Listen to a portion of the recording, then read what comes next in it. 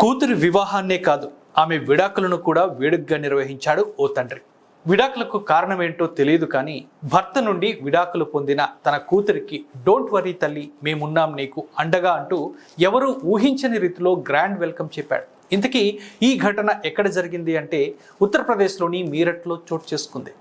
మీరట్కు చెందిన ప్రేమ్లత అనే మహిళ తన భర్త నుంచి విడిపోయి అధికారికంగా విడాకులు తీసుకుంది. దీంతో పుట్టింటికి తన కూతురు వస్తున్న క్రమంలో తండ్రి గజానంద్ గుప్తా సంబరాలు జరిపాడు.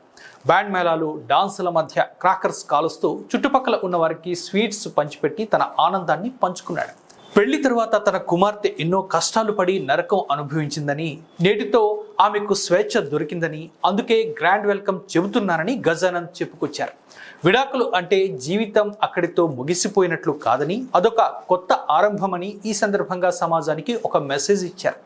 వాస్తవానికి విడాకుల విషయంలో సొసైటీకి భయపడి చాలా కుటుంబాలు వెనకడుగు వేస్తాయి. కానీ గజానంద్ మాత్రం తనకు కూతురు సంతోషమే ముఖ్యమని, కష్టాల్లో ఉన్న ఆడపిల్లలకు కుటుంబం అండగా నిలవడమే నిజమైన బాధ్యతని ఈ తండ్రి నిరూపించాడు.